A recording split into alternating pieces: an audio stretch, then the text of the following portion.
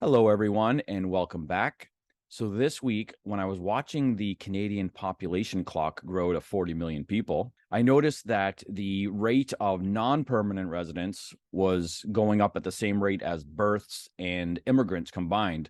So, it suggests to me, first of all, that there's just as many non permanent, say, students and foreign workers and whatnot, or the people that are classified as non permanent residents, just as many of those coming in at that point in time as there were immigrants and births. And of course, you can go on the clock yourself and look at it, and you can see the rate at which they're increasing or declining when it comes to births and whatnot. So that was the first thing I found odd. Second thing was just late last week, we of course had a news article or news articles stating that housing starts or construction of new homes in Canada is down 23% in May.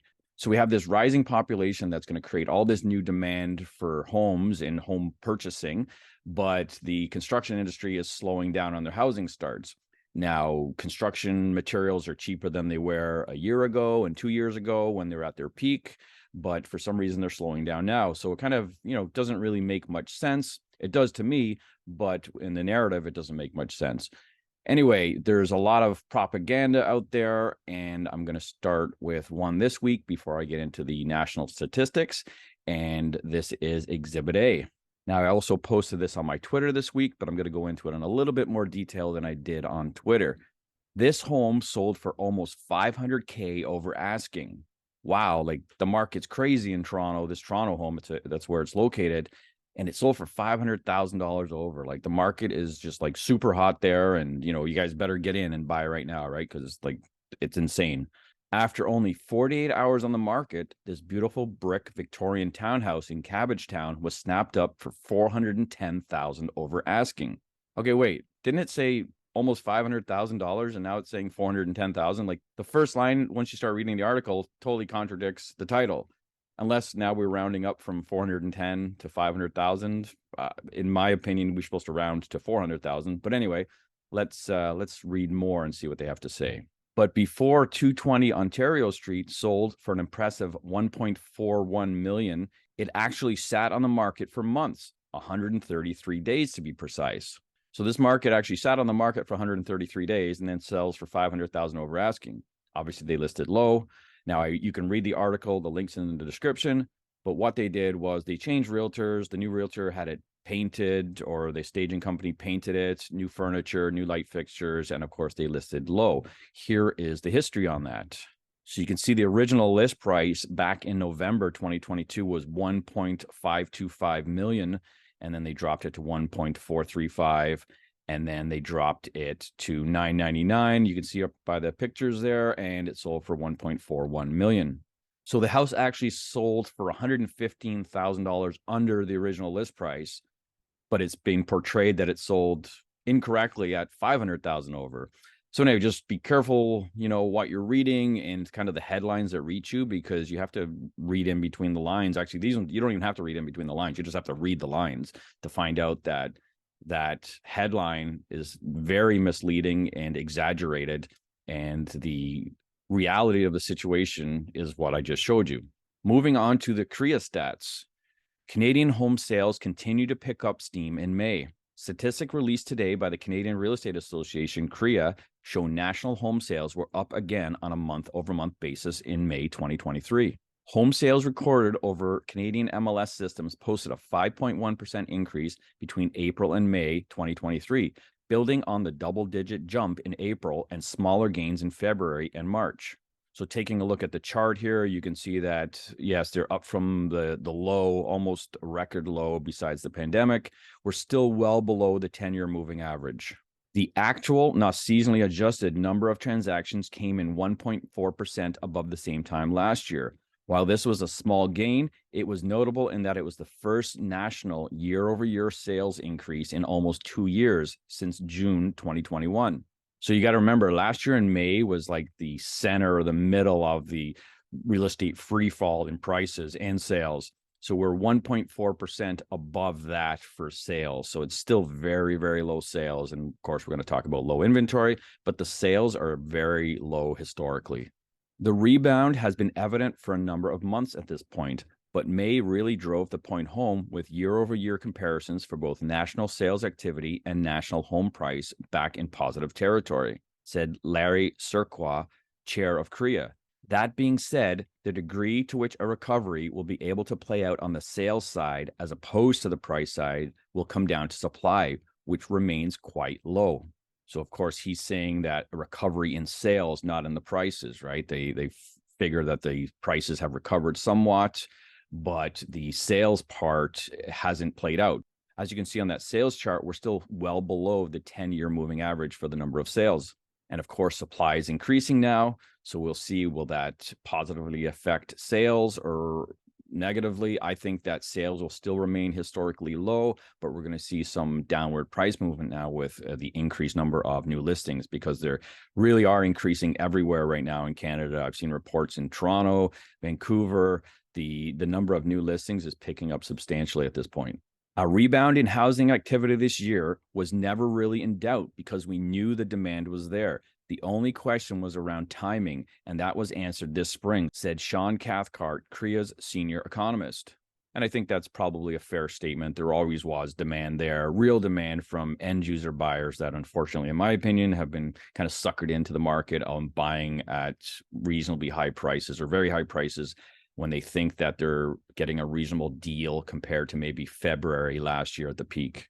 The number of newly listed homes was up 6.8% on a month-over-month basis in May, although the bigger picture is that new supply is still running at historically low levels. So it was up 6.8% in May, where we didn't really see that big of an increase on the ground, I should say. But in June, we've seen a huge increase. So it'll be very interesting to see how much those new listings increase when the June report comes out.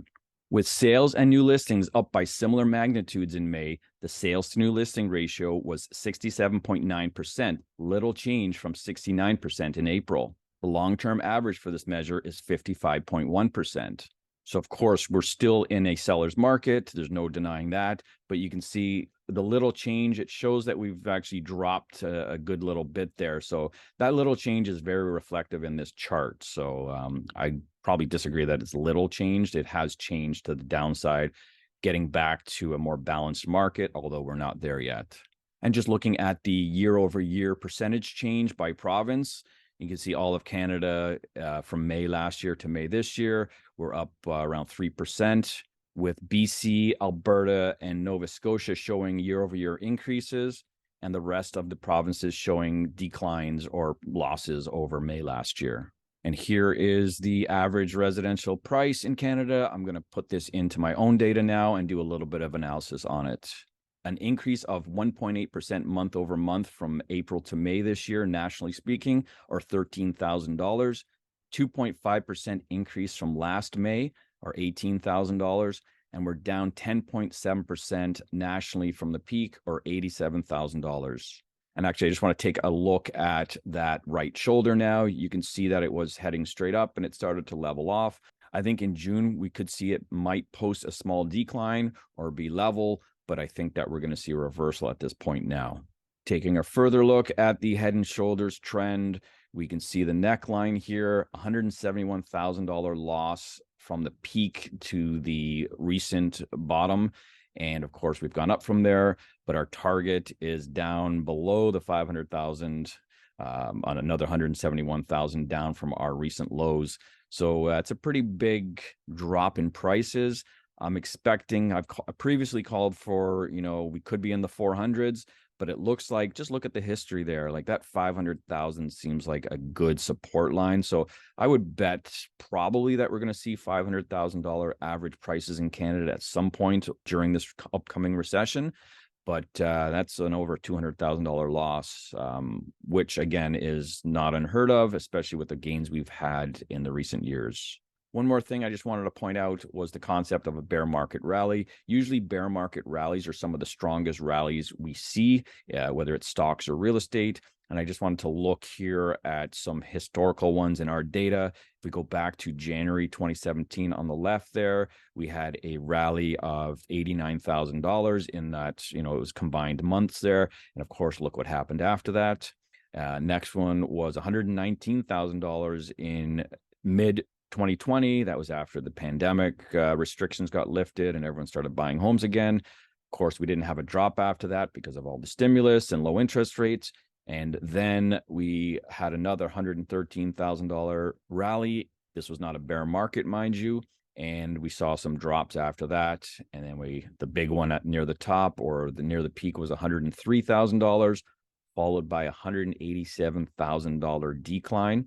And now we are going on to which could be one of the biggest rallies in Canadian history. We're only $2,000 off of that 2020 rally, but we are in a bear market, which makes it pretty significant that if we are going to break that $119,000 we previously had, which only takes $2,000 for June, which we could hit, I think you're going to see some pretty big drop-offs right after that because looking at history, right, we see some big drops on most of those other big rallies.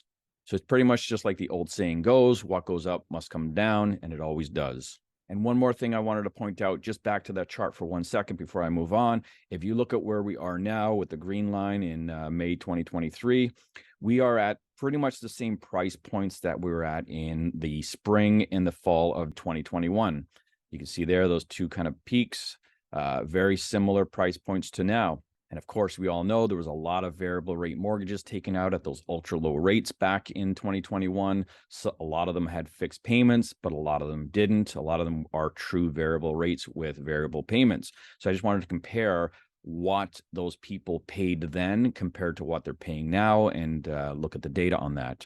So in 2021, on a $500,000 mortgage at 1.5% variable rate, the payment would have been just under $2,000.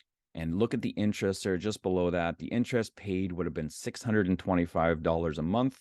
Going forward to today, that payment increases almost $1,400 a month, but the interest is now $2,700 from that $625 a month. So the interest has increased 333% for those people, which is just insanely absurd.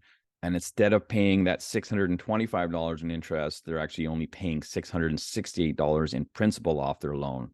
So now that's just on the variable rate front. Once you get into the variable rate with fixed payments, of course, there's a lot of discussion in the news right now about CMHC. They're kind of putting the pressure on them to try to get the policymakers to increase or to extend amortizations when they come up for renewal.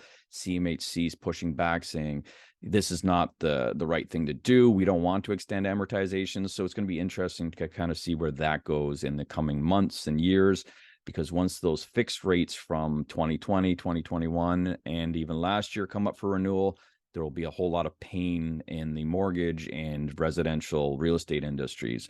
So we'll keep an eye on that, but that's still a little ways out. Anyway, that's it for this week. Thanks for watching, and I'll see you next time.